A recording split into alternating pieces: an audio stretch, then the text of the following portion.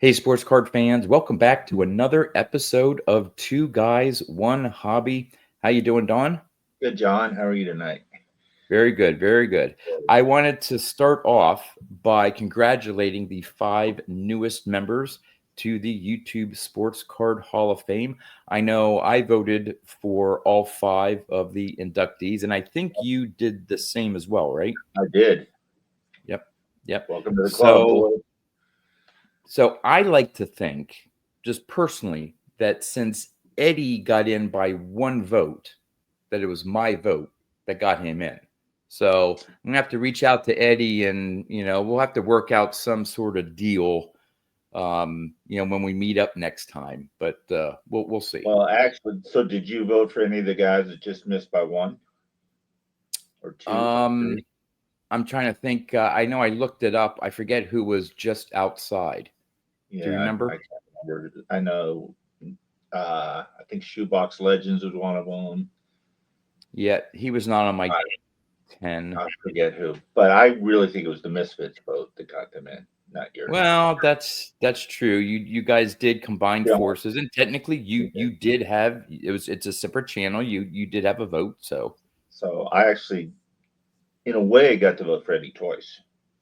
well, I guess. Well, one and 1.2 vote because you're only one part of the misfit, That's so true. you get like a But to be fifth of honest, a vote. dude, if we were on the ballot this year, we would have made the Hall of Fame if the votes stayed, but barely. Yeah, I think I would have tied for third, and then you yeah. would have got the last slot because That was Dylan and amazing how Orlando many votes slaughtered us. Orlando got. Yeah, he almost got 100 votes. Yeah, they crushed us. Yep. They spent Yep. way more money. But anyway, this show is not about the YouTube Sports Card Hall of Fame, although, again, congratulations to the 5 newest members. We have a great guest today. I met him, I believe, for the first time at the Strongsville show last year. He'll be there again this year with the 2 of us. And a lot of us in the hobby are player collectors. I, of course, collect Wade Boggs. But this is a player collector of someone that maybe not a lot of people know about, a pre-war player. And so he has a tremendous collection of this player, plus a great collection of pre-war cards. So we'll talk about how he got to be a collector of this particular player and his interest in pre-war. And we're going to see some pictures of some of his cards in his collection. So let's bring him out here, Doug JoeWoodCollector. How you doing, Doug? Hey, Doug. Glad to be here. Yeah. Well, we're glad to have you. For those of you who may not be familiar with Doug, I will have a link to his channel in the description of this video. I always forget to mention that. I remember at the very end when maybe not everyone hangs around for the full hour. So I want to make sure I said that in the beginning. So those of you who are not familiar with Doug's channel, definitely go check it out. Again, amazing collection and knowledge of pre-war cards. So, Doug, maybe we'll give you some time here to introduce yourself, talk about your collection, and being a Joe Wood collector. I know I don't know a whole lot about Joe Wood. When we were talking at Strongsville last year, you gave me a little bit of insight of him, and Right. but obviously we want to hear it from you. So Sure. My name's Doug Cunningham. Started collecting baseball cards in Little League baseball in 1969.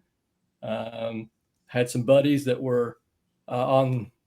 We'd go to the canteen together between games, and instead of buying candy, we would buy baseball cards and open them. And that was kind of my introduction to baseball cards. Then we would take them home and play the flip game and beat them all to heck and trade. And, the big thing back then was to do team sets.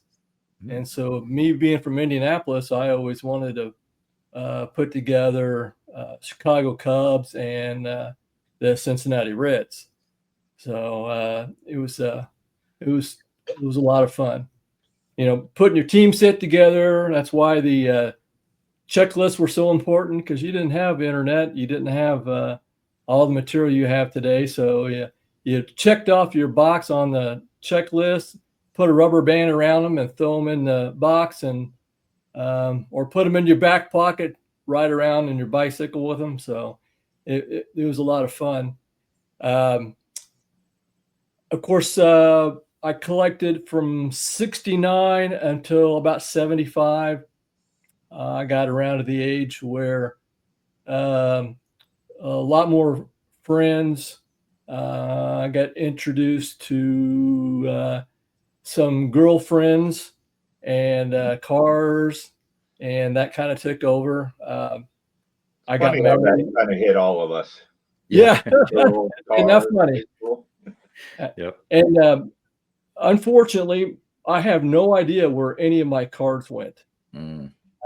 I do remember trading some Cincinnati Reds team sets from the early 70s at a garage sale for, I think, a bench press and some weights when I was about 15.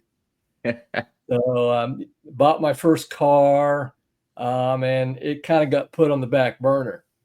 So then I got married in the early 80s and picked up the hobby again, and I've been strong at it ever since then. Mm. Wow. Since 82, I believe. Nice. Now, when you got back in 82, did you do similar things of team sets, or did your collection change a little bit? Yeah, it did. It did. Most collectors know that in the 60s up until 1973, until 74, everything came out in series of cards. So, it was really hard to put a complete set together. Matter of fact, I didn't even know what a complete set was, what it consisted of, until 1974. And then I realized that you could actually buy a whole complete set. They didn't come out in series because in the early 70s, when football season came, you were skipping on from baseball straight to football, and you were missing out on 2 or 3 series of cards. Yep.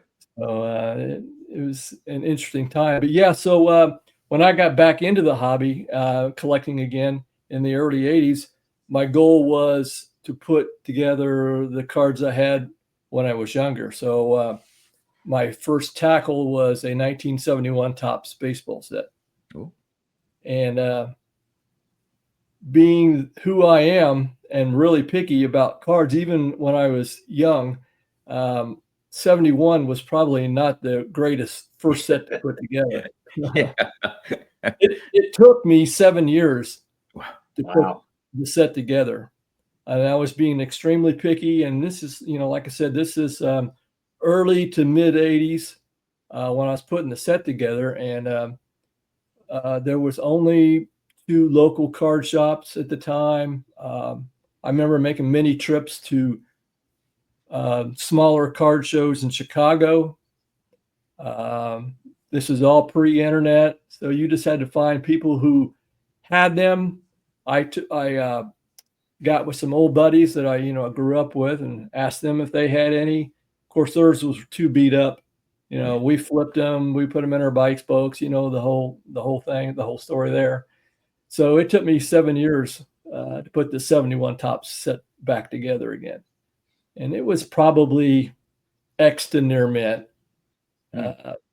which is pretty impressive looking back because it was tough. I mean, it was really tough. You just couldn't go on eBay and say, "Oh, I need these numbers," and go ahead and order them. So it was rough. It was rough. Flea markets, that was a big thing, and then made a somewhat of a contact with people at the local card shop and other collectors, and was able to put it together that way. Nice. So this was in 1982? Yeah, this is started in 82. Yeah. And then you finished it in 89, so almost a whole decade. Yeah. It like I said, it took almost 8 years to put that set together. Yeah. And then I was foolish enough to go ahead and start the 72 set. I never did complete the 72 set, and that's when I started just trying to obtain the cards that I really liked. And I kind of went back to team sets again and just buying and trading for the stars that, I remember watching as a young man. So, that's kind of the beginnings of it. In 69, I remember wanting to, I played for the Red Sox, and that was our little league team. And so I'm thinking, all I wanted to do was to get Red Sox players from the 69 set. And so I was pretty ecstatic to hit a Rico Petrocelli card from the 69 Topps. And then I think in 1970, I played for the Pirates. And that's when I started going after some of the 70 Pirates. And 71, I think I was on the Orioles. So I started the Orioles. So just had fun with it. Had a lot of fun. Yeah. So when did you get into Joe Wood and pre-war cards? Because up to this point, it's been around your age, or the 69 and above. When did you make that leap? There was a point when I was about ready to give up the baseball cards, when I was around 15 or 16, that I read the book Glory of Their Times. And it really, really hit home with me. I never knew that side of baseball. I never knew any history of baseball. And that book just really hit home as a young, impressionable man. And the story that stuck out to me the most was Joe Wood. How impressive he was, how he dominated for several years, won the World Championship in 1912, and then pretty much after that, he had his injury, and it was pretty much downhill from there. But the story is bigger than that. It goes on to where he almost left baseball. He actually was out of baseball for a year and a half, trying to recoup his arm. And his buddy Tris Speaker had moved on to Cleveland, and they were roommates all from 1909 until 1915. And so when Tris Speaker went to Cleveland, he asked Joe Wood if he was ready to come back, if he thought he could pitch. And he had been at a therapist in New York City for a year trying to get therapy. They think it's probably rotator cuff injury, but it's hard to tell. So he came back to pitch for Cleveland in 1917, but he still had the same issues. And so you had the shortage of guys that were in World War I, and players were tough to get a hold of at the time. And the general manager asked, "Hey, Woody's a pretty good ball player. Why don't we put him out in the outfield and see how he does?" And so he was a pretty good athlete, so they put him in center field, and he caught on pretty quick. Actually, in 1920, he batted .366 as an outfielder. So the legend goes on. So and he was maybe the first. Well, with Babe Ruth, sort of like a dual player, pitcher, and can play in the outfield and hit. Right, exactly. Yeah, exactly. You were talking about the book, The Glory of Their Times. Love that book. Have you heard the audio version of it? I have. Yeah, that's awesome. Actually hearing their voices, the real interviews. Yes. I had read the book. I've read the book numerous times. And then probably about 10 years ago, I bought the original vinyl recordings of the conversations that Lawrence Ritter had with all the players, which was fabulous. Yeah. Now on my channel, YouTube channel, I've been putting out material from a lot of the stories and a lot of the characters from Glory of Their Times. And I've been trying to build a collection of a lot of the players from that book. So it just goes to show you how impressed I was with the book ever since the age of 15. To proceed with my story, I started pre-war in I believe 2012. I had a pretty substantial PSA registry set of 50s, 60s, and 70s high grade material, and I was actually number 2 on the PSA registry for the Rod Carew base set and the Rod Carew master set. Oh, But nice. I got to the point where I knew that I knew who was in one, and the only way that I could surpass one, because it's very competitive, the registry is very competitive. Yeah. The only way I could do it was to buy cards that I really had no interest in. Yeah. I mean, I was at the point where I had all the really, really rare, one of a kind stuff, and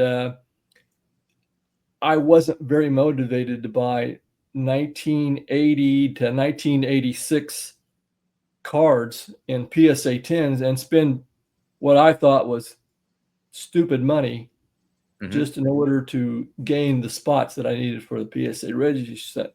So I kind of got a sour taste in my mouth about the whole PSA registry set. And I'd always wanted to go into pre-war, and then that was pretty much it. I lock, stock, and barrel sold everything for my PSA registry set and took the money and just started having fun with it. And Nice. I started collecting the stuff that I didn't see very often. You go to card shows and you go to the big nationals, and you just see how much 50s, 60s, and 70s materials are there. Now, it's still fun. It's still fun to shop for it. But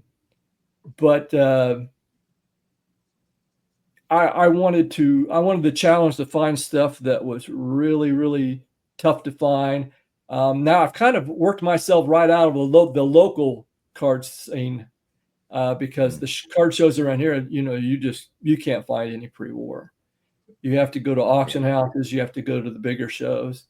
So I still go to local card shows just to see all my card buddies locally, because I've been in Indianapolis. I've lived in Indianapolis my whole life, and I've got a lot of good card buddies that I've been dealing with since the early 80s. So I go to see them and just hang out and find out what's new in the hobby, what's new in the market, what's coming out and stuff. But I've kind of worked myself completely out of that local card scenes because there's just nothing there. This is a little bit off topic, but since Yeah. you live in Indianapolis, the Pirates, I'm from Pittsburgh, our AAA team is there. Did you see Paul Skeens when he was? No, I did not. I Okay. did not. No. I wish ballpark. I've been to that ballpark. Yeah, I wish I had a. Yeah. I've been to several games. I try to go to several games each year, but I must not have been there when Skeens was there. I knew about him, but I never got to see him pitch. Okay. Yeah. All right, I'll let you go back to your pre-war. I just want to quick question. Yeah. But great. before we get into the pre-war, you mentioned that you were on the PSA set registry for Rod Carew. Yes. Why him? That you got the high, like, second place on the registry. What was it about Rod Carew? He was my favorite player to watch when I was growing up. Okay. Roberto Clemente and Rod Carew. That was my two guys that I really loved to watch. And so, when I got a little older and got to the point where I wanted to player collect and not just set collect, that's who I picked. Okay. So, yeah. So what were some of the first pre-war, was some of your first pre-war cards Joe Wood cards, or did you? No? No, I had to really hunt, and you still really do have to hunt hard to find Joe Wood material. Unfortunately, or depending on how you look at it, fortunately, Joe Wood doesn't have a ton of material. And there was a lot of sets that he was not in, which is a good thing because I want to have a piece of everything that's out there, even if it's a rare back and maybe the exact same front. That doesn't bother me. I'm a typeset collector also. Okay. So my first card was a T206 Red Portrait Ty Cobb.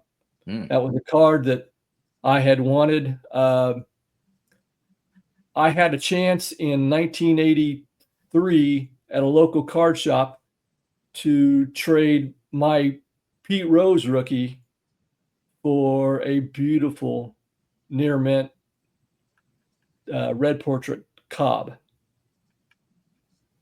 And I didn't do it because I had the ties with Cincinnati Reds. And I just couldn't give up my card at the time. But I wish I had it. So when I got back into pre-war, that was the very first card that I went after. I bought the Red Portrait Cobb. Now in 2012, the prices were still high, but you would think now looking back, they were pretty cheap. I think I paid for a nice PSA 4 Ty Cobb Red Portrait. I think I paid like $2,200 for it. And do you mind if we show it? Is that the one? Yeah, I believe it's. Yeah, yep, it's there it is. Is that it?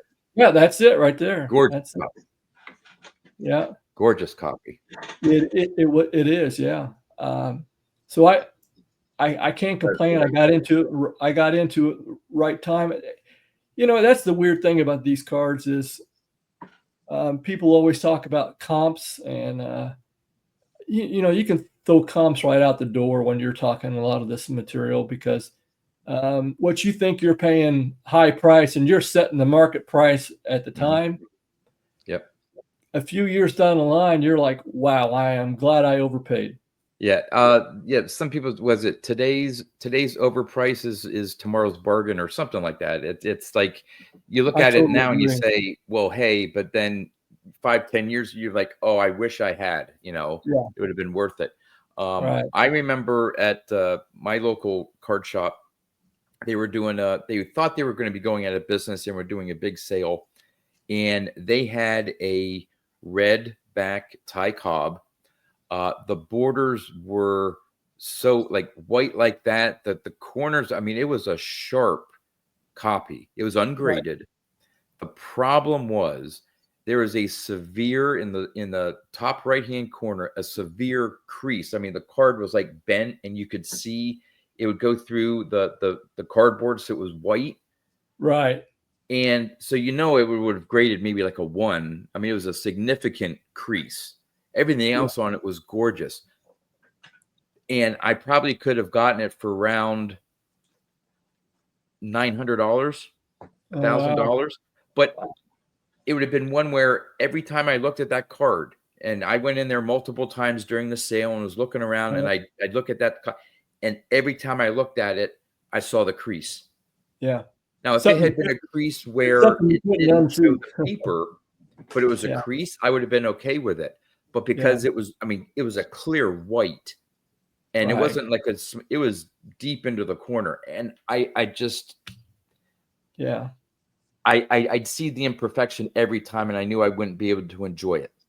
Yeah. So that's why I didn't get it. But yours is that red background is so solid. It's just amazing. Well, that was my key thing is, this card has a tendency to have some registration problems, and a lot of them you'll see, and the ones that really bug me are where the eyes are kind of googly eyed because the registration is also bad. So I wanted that, and I wanted a nice clean red background, and this fit both of them. Yeah, you nailed it. Yeah, that card's beautiful. Wow. That was my first card back into pre-war. I think I bought a T206 Cy Young with a beautiful green background, which I no longer have. I think. I end up trading that one off. I would like to have that one back. It was just as nice as the Cobb. And then I really got fortunate by picking up I had a Wagner card that I picked up pretty early. I think in 2012 or 2013. So I picked up all the big boys right off the bat, and I'm really glad I did, because those things are starting to get crazy now. But stuff that I've bought in the last couple of years, and I thought, well, I've just overpaid for it, you know. But I wanted it. Next time a sale comes up, you know, it's gone way past what you pay for it. So. Right. It's crazy. Same thing with the 49 Leaf Jackie Robinson. Yes. It's when you find one with nice eye appeal, it's just try to get the best deal that you can, and know that you can't go buy comps, because one, with that card there's so many in terms of eye appeal, so many different variations with registration and how clear the background is and all that stuff. And when you find a well-centered, Are you talking about the Bowman or the Leaf? I didn't hear which one you said. The Leaf. The The Leaf. You're talking about the Leaf, right? Yep. Yeah.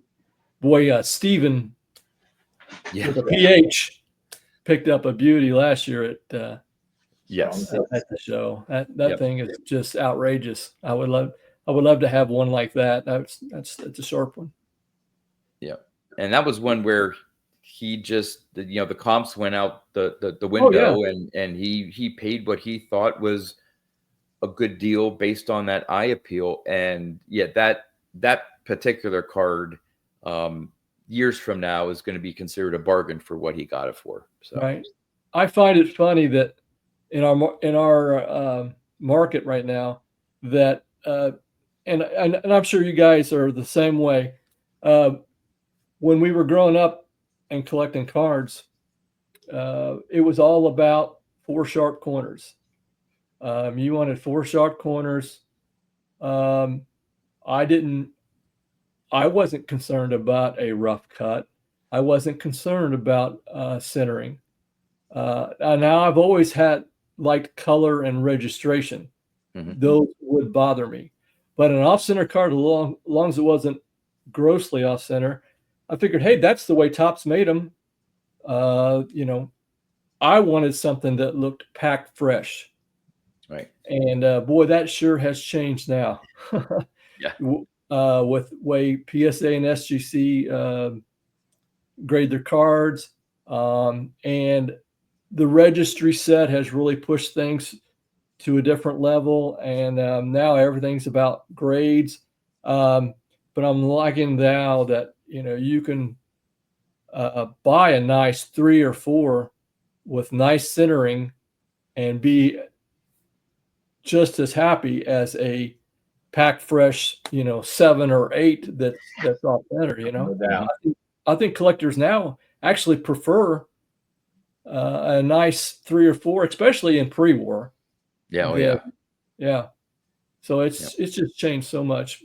So that was something I struggled with when I sold my PSA registry set. I was kind of I hate to say it, but a card snob, because I was so used to 8s and 9s in a lot of this material that when I looked at going into pre-war, I'm like, gosh, I don't know if I could do this, you know. Going into 3s and 4s, but I was still caught up in the game, the number system. Yeah. And so I've had to get myself detuned from that. So but I'm comfortable now with the centering and the corners. For me, it's the best of both worlds. If I can find say a 4, that's sort of my sweet spot. If I can find a well-centered 4, but has some, you know, some corner issues, to me, we're talking about cards that are 50, 60, 70 years old. Right. To me, they should have some wear to them. They shouldn't look absolutely perfect or packed fresh being that old. I know there's some that exist, but so I get the antique look of the card, Yeah. But from the eye appeal, I have that nice centering and good registration and color. So yeah, I almost like a little bit of corner wear because it's an old card. It should Yeah. have some love to it, I guess you could say. Right. Yeah. There's some honesty to the card.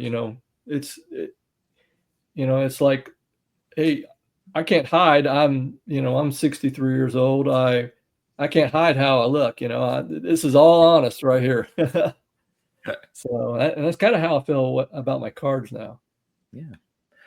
Well, how about we get into showing off some of the again, you sent us some images here of some of the cards in your collection. Maybe you Right. want to talk about some of the Joe Wood cards and then maybe some of Sure. the other, so we can sort of do like a show and tell. So which one Sure. would you want me to bring up?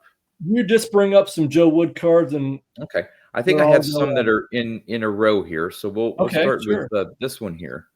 Yes. So this is the M116. This was a tough one. I didn't necessarily have to have a 7, but at the time it came up, I had to have it. I was just about to make fun of you a minute ago, going, "Man, I had to adjust to these 3s and 4s," and then the first one he shows is a freaking 7. I know. Like, what are you talking about? Yeah, I know. Look at this thing. Well, but some of these cards, and we'll get to, I think, a Joe Wood copy and maybe another one. The 1915 Cracker Jack. Yes. Well, a lot of those were you sent in, redemptions, and you would get a whole set. So it's not uncommon for some of those 1915 Cracker Jack cards, correct me if Right. I'm wrong, to find some in 6s, 7s, and 8s, and maybe that's actually the more popular grade to find them. So are the Sporting Life is a 7 like super Well, see- rare condition, or is it maybe somewhat common for that set? It's not common, but it is more common than cards that came in packs. You ordered it through a coupon in the Sporting Life, and then you would send in, and they would send it to you in an envelope in a certain series of cards. I think they were in series of, I think, maybe 10 or 15 cards. Okay.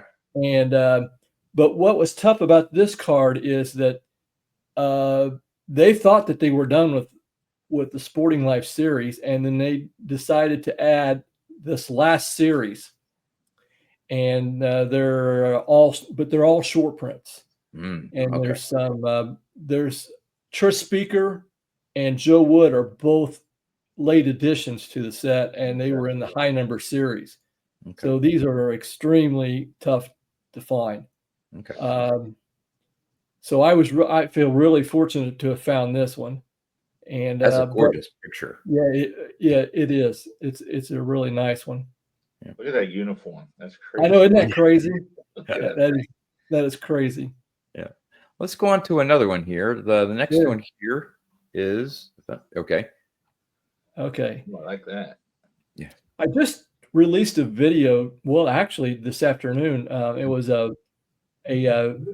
video challenge for Josh at can't think of his name now. Vintage Wonderland, I believe, and he's doing a challenge right now where you show all of your low population cards, and then your top 10 low population cards, and this happened to be one of them. This is a 1 of 1 card. This card was released during the 1912 World Series between the Boston Red Sox and the New York Giants. And the only way, let me get my stories. I don't want to get my stories mixed up. The only way you could get this card was to actually attend the game and be at one of the home parks. Wow.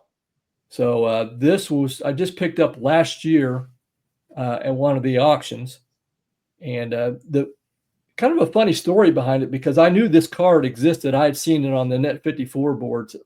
Okay. And I'd been tracking it for about 7 or 8 years. I know the gentleman. I knew the gentleman that owned it, and I had talked to him several times, and he had absolutely no interest in letting loose of it. Hmm. And I told him, I said, well, hey, take my name and number if you ever decide to, you decide that you want to put it up for auction, take it to an auction house, give me first dibs at it. And I said, I'll do you well on it. And so he contacted me last year, and we had some talking back and forth. He goes, no, he says he would never take an offer from me. He wouldn't accept an offer from me.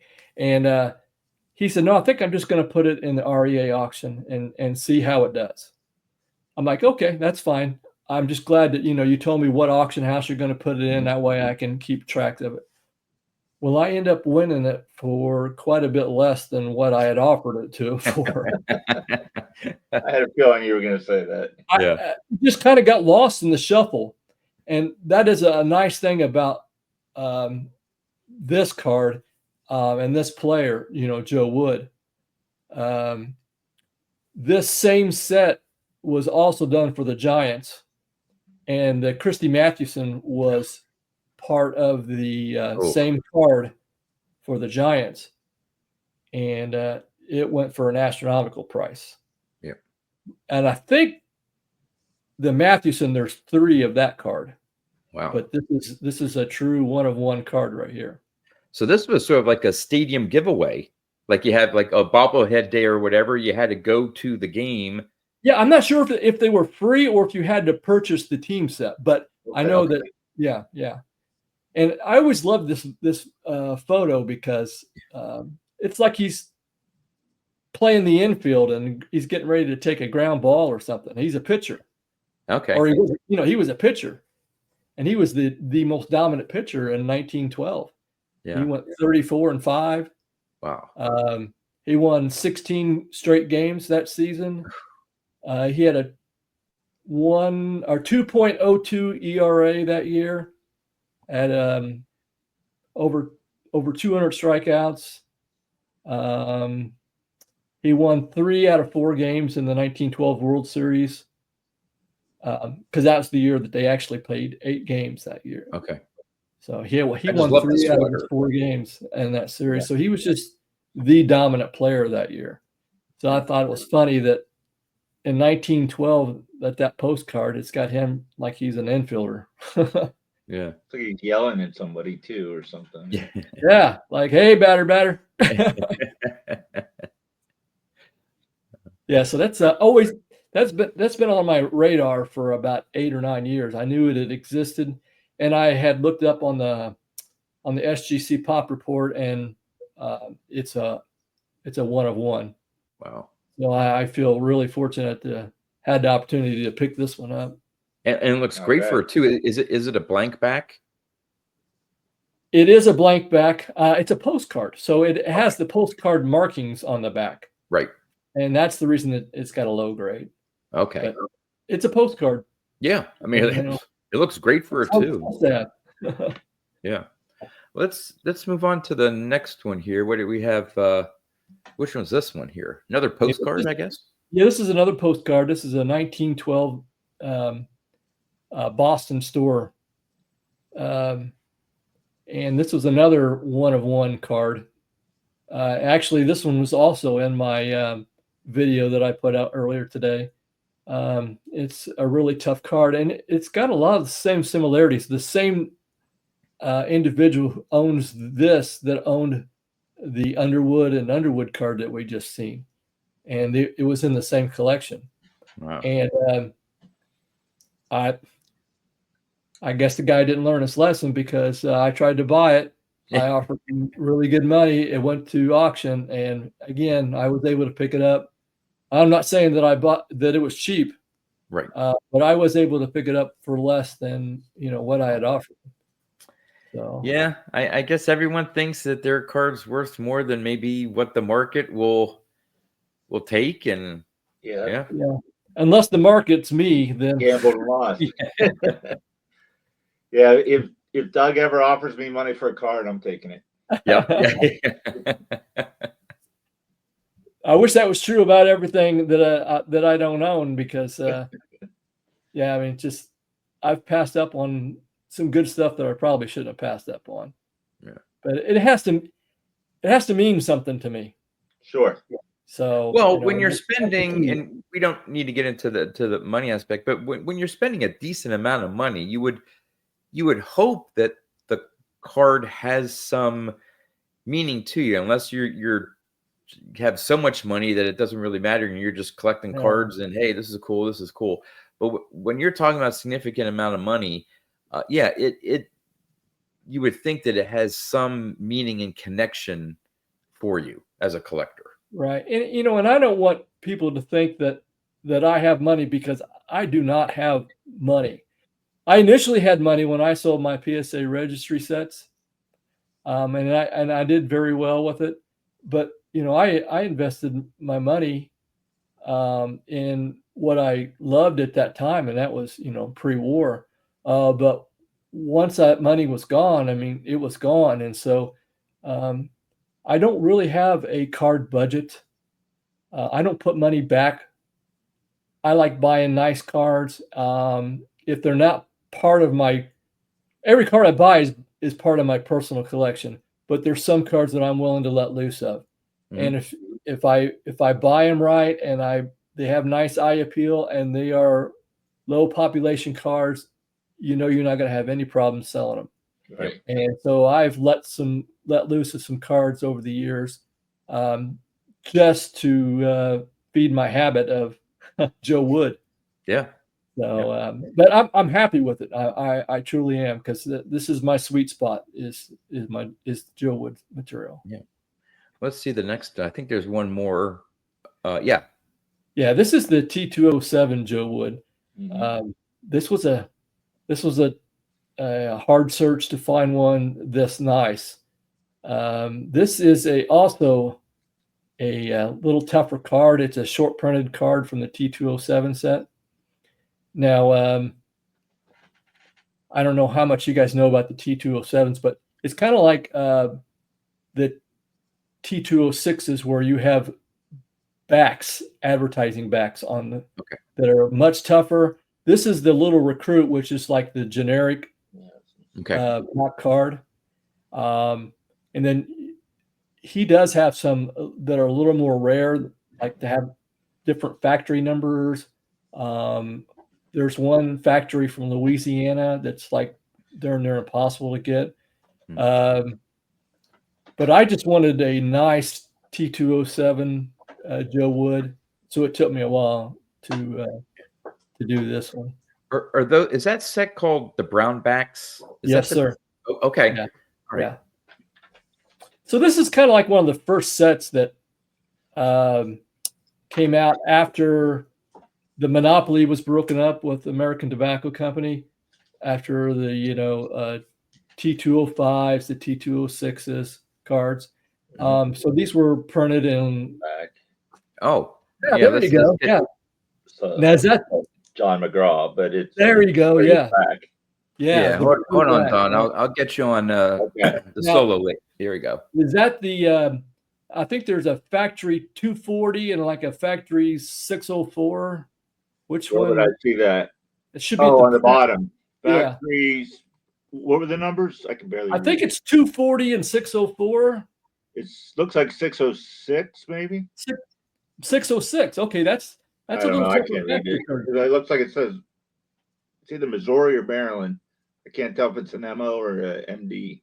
Yeah. The 606 is a little tougher. Are they? Yeah. I have noticed that. Yeah. Okay. Yeah, that's a nice card. I like that card. Nice. Give me an offer.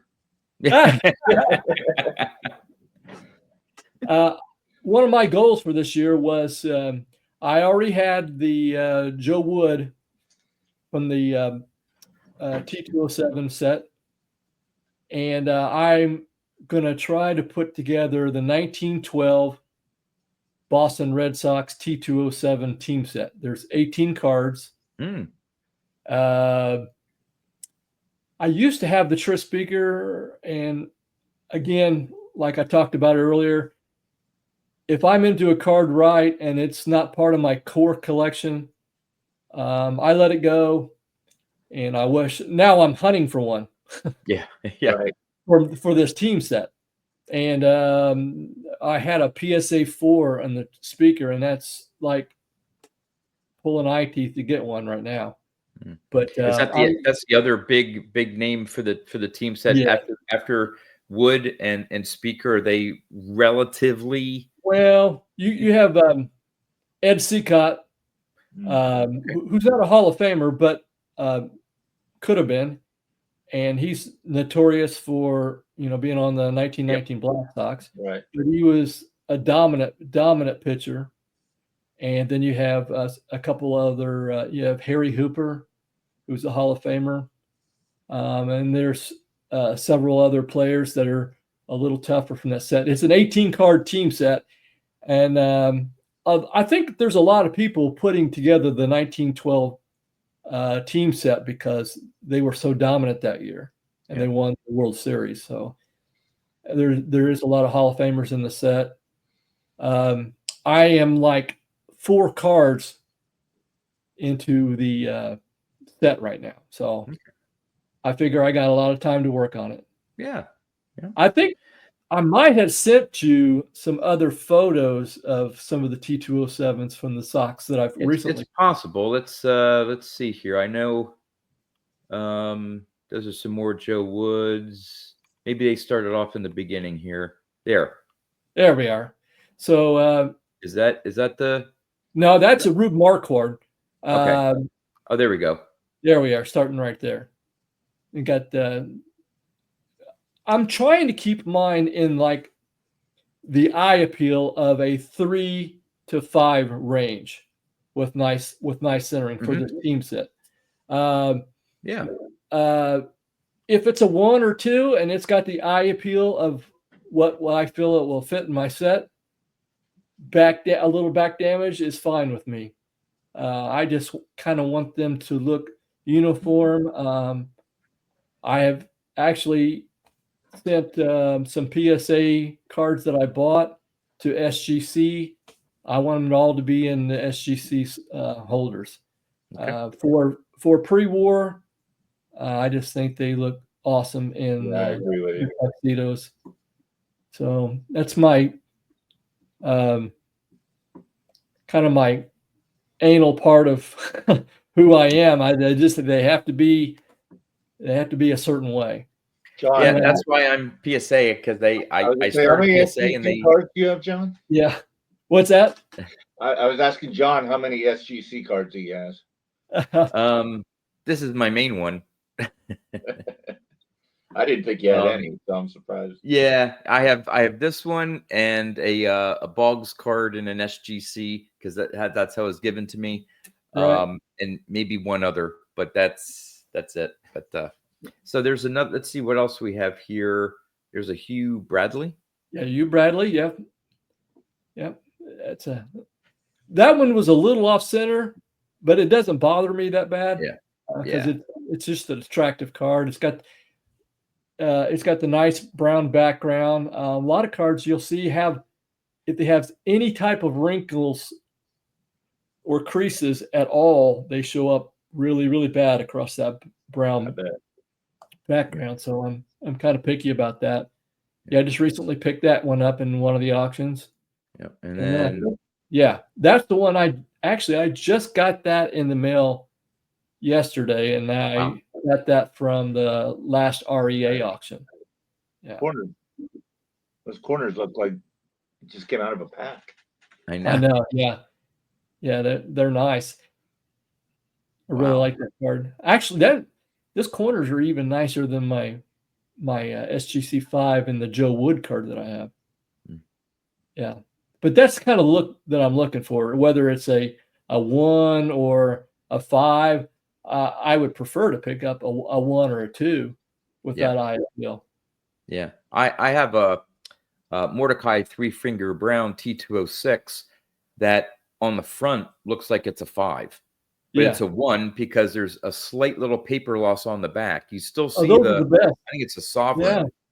And you still see most of the sovereign back, but some of the paper is and so it gets a 1. And I'm like, from the front, it looks like a 5.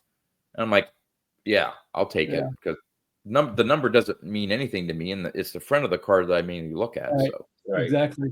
Speaking of back damage and eye appeal, if you want to bring up the M101 4 of Joe Jackson, I want to show this one. See if I can find let's it. see here.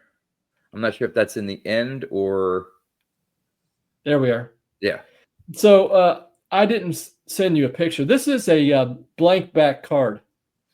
And the blank back card has a little bit of paper loss and some glue residue Wow. on the blank back. Yeah. If Right. this was one of the rare backs and or even a sporting life or sporting news back, that might bother me a little bit. But I was able to pick this up probably about 10 years ago. Mm. And this card is absolutely perfect for me. Yeah. It's a one. I mean, to be honest, I can't afford this card in the grade that it looks like. To me, it looks like about a 4. Mm-hmm. That's probably a $25,000 card in a 4. Yeah. So and for me, it's off center.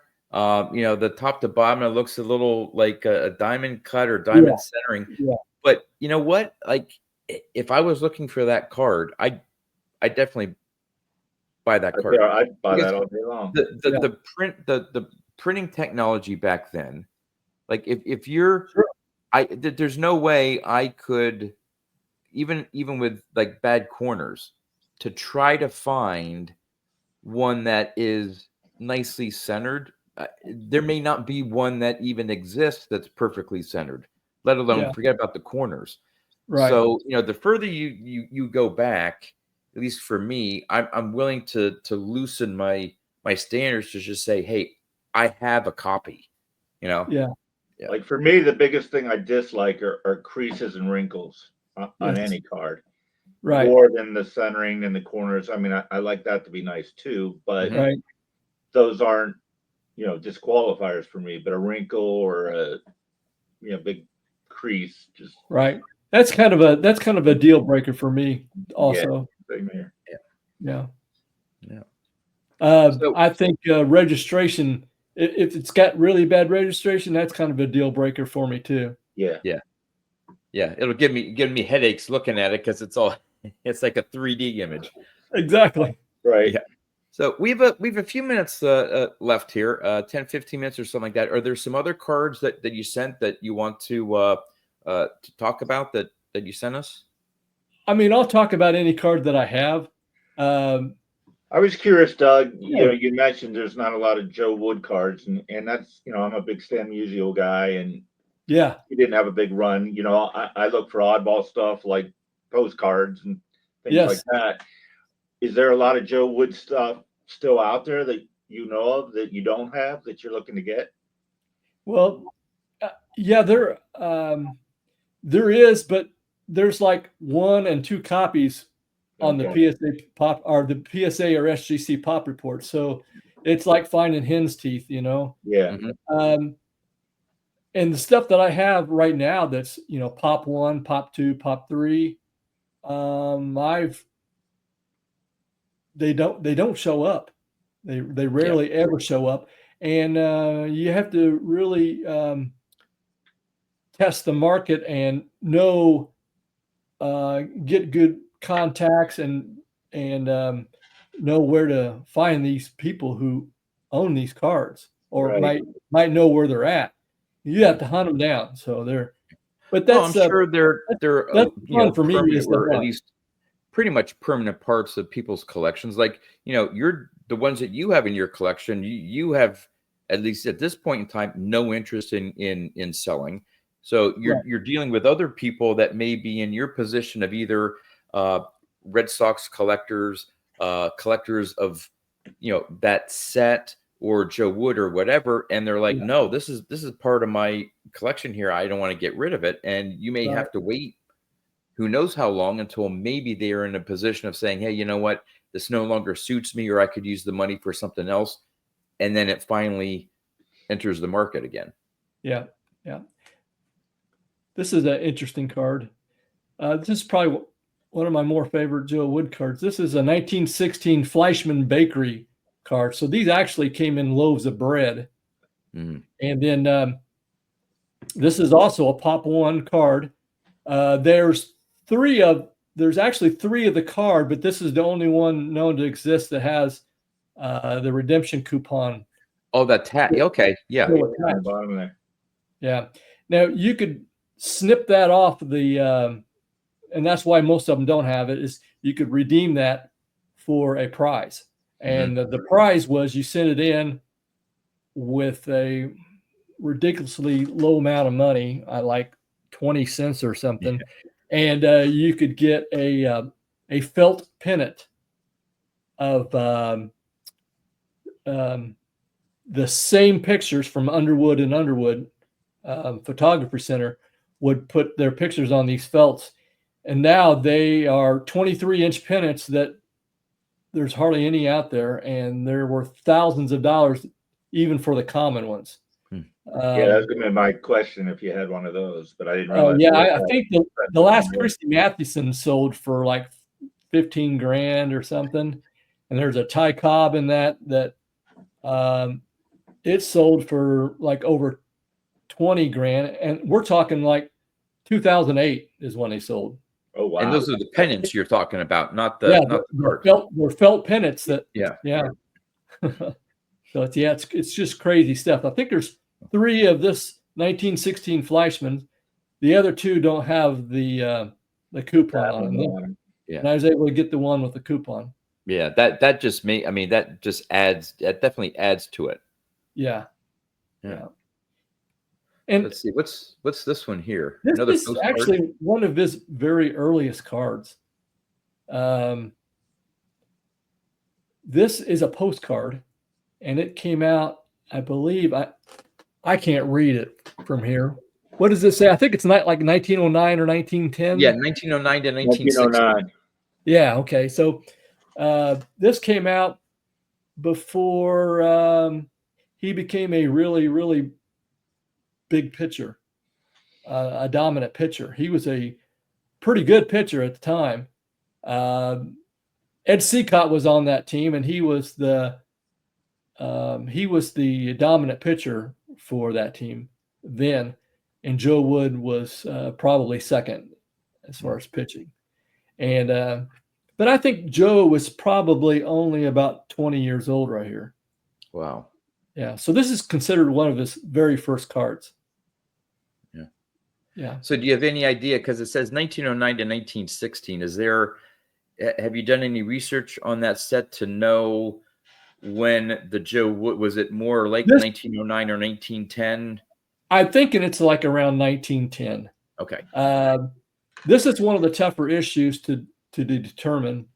From what they're telling me, the experts tell me, and what I mean by experts is with the uniform that he has on, they only wear them. They do subtle changes on uniforms just like they do, modern day uniforms. Gotcha. Yeah. And I think it's within a 2-year window of like 1909 to 1910.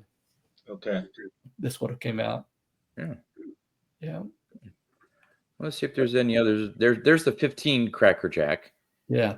Now, obviously, this was not a Cracker Jack that came in a Cracker Jack box. Yeah. Although 1915s did come packaged.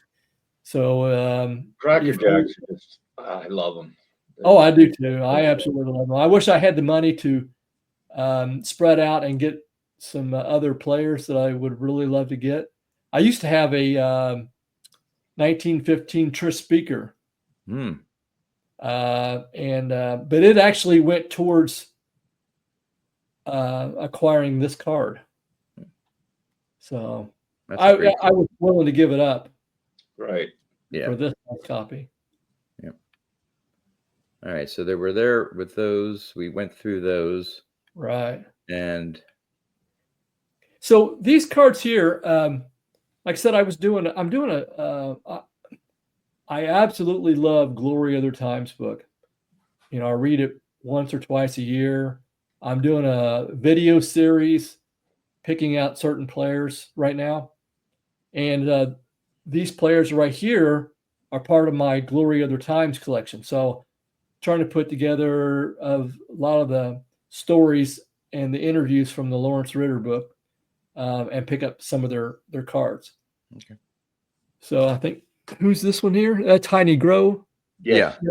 Okay. I don't have my glasses on, so. It's the only reason I can see it. Yeah. Yeah, I do. What I loved about that book was I believe these interviews were in the early 60s. Yeah. And when they were like talking about how soft the players of today are, you know, and you know, from the those 60s. guys are saying the same thing about future generations, but they're like, Right. oh, guys now have it. They have it so easy, and I think it will always be that way. yeah. That's funny. Yeah. I just picked up my very first Turkey Red card, and I think it is in here. Yeah. Here we are. This is Hans Lobert, who's also in the Glory Other Times book, and I absolutely love that story. And I was able to pick this one up really, really reasonable. It's in absolutely gorgeous shape, and I think the reason it's in the shape it's in is because it had been pinned. Yeah. You So can see the pinhole at the top. It must have stayed. stayed in one place for a very, very long time and it never got damaged. Yeah. Because this thing is absolutely gorgeous. And the colors are all there. Yeah, the artwork. That's really the artwork on these cards are just phenomenal. I would love to have the Christy Mathewson Oh, yeah, white cap Yeah. version of this right here. Yep. Or the Ty Cobb. I can't be picky. Yeah. I would take either one of those. You know, you do see them at like the National. We may see one or the other at Strongsville. But what does the Mathewson go for in like a 1 or a 2? Probably about. Probably depends on how nice the 1 or 2 is. Yeah. A 1 like this one. Yeah. Probably 10 or 12 grand. Yeah. Now a beat the heck typical 1 with rounded corners, maybe some paper loss. It's still probably 5,000.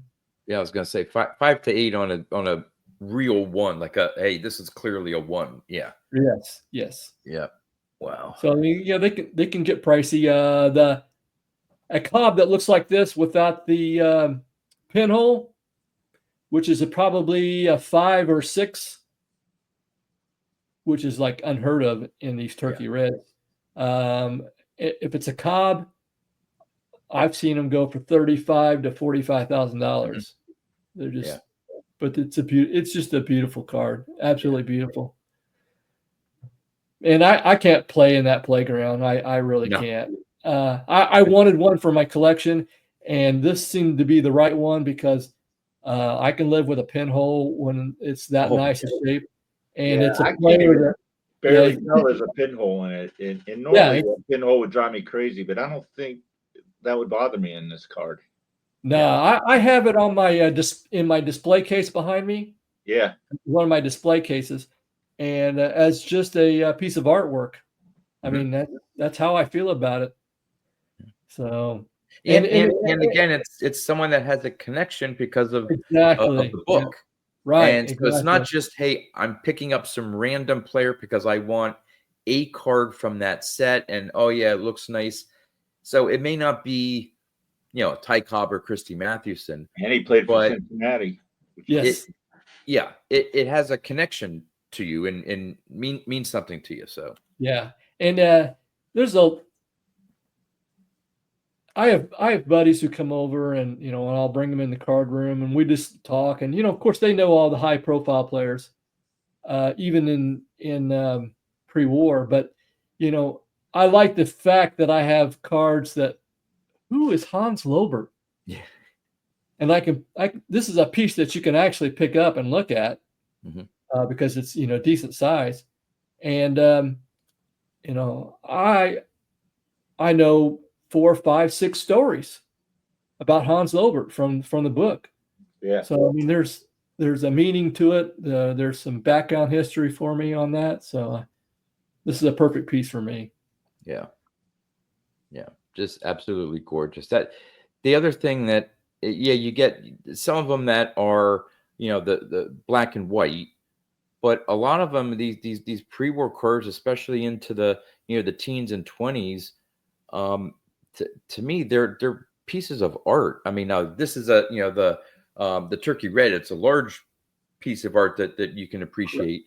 Yeah. But that's what I love about some of the 50s cards for vintage, and then pre-war cards, just the colors and the artistry that were done to create the cards, because a lot of them were taken from photographs, but then artists colorized them and did different things in the lithograph printing process.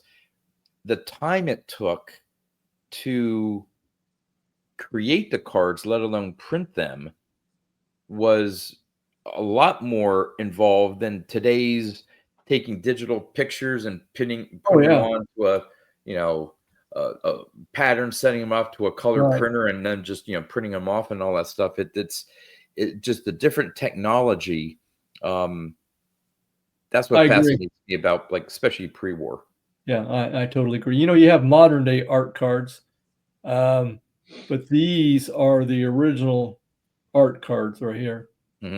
All the T206s, all the E-candy cards, with the pastel and bright colors, and their artists' representation of a photograph, and they are just absolutely gorgeous pieces of art. And this was, I always wanted a turkey red just because of the size of it. I mean, gosh, you can see details on this that you wouldn't be able to see on a T206 card. I mean, you can see what kind of shoes he's wearing, that time period shoes, shoestrings. The glove. Gosh, the glove. It's just crazy, the belt. And you can even see, I mean, it's blurred, but like the stadium in the background. Yeah. The stands and stuff. And it's. I just think they're gorgeous cards. It's an in-action card. Yeah. Exactly. Yeah. Well, Joe, I knew I was going to do this. I knew at one point I was going to call you Joe, and I'm telling myself it's Doug, because I'm thinking JoeWoodCollector. Doug, it's been a pleasure. We're running up a little over the hour here. I know we could probably talk and go over some of these cards in more detail for at least another hour. It has been such a pleasure to have you on and talk about your collecting journey, getting into Joe Wood, and just talking about some of these amazing pre-war cards. Someday I hope to be able to, I have, 1 or 2 T206s or something, but that's it for me for pre-war. I would love to be able to someday dip more than just a small toe into the water of pre-war, and just experience and have some of those gorgeous cards in my collection. And it's just great to see some of the examples that you have. Yeah, I appreciate that, and I thoroughly enjoyed myself tonight. You guys are great hosts. I truly appreciate it. No, thank you, Doug, for coming on. It was quite an education on some of this stuff for me, and I got to see cards I've never seen before, so that's always fun.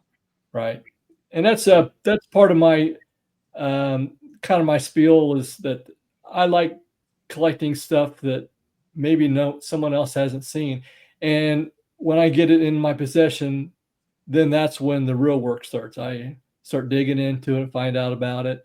That's just who I am. I got to find out the details, and then the other thing is the hunt. The hunt is half the fun for me. So, and all of these, you have to dig really hard to find them. And you're going to be at Strongsville coming up here in April. So those of you who are heading to Strongsville, I know Dawn, you're going as well, right? Yeah, I'll be there again. So yeah, we'll get a chance to meet up there. And for those of you who are also going to Strongsville, definitely chat up Doug and find out more about his collection. And until we see you in Strongsville again, thanks for coming on and being our guest. Yeah, and thanks for having for all of you that have joined us through an hour and 10 minutes of this great conversation, thank you.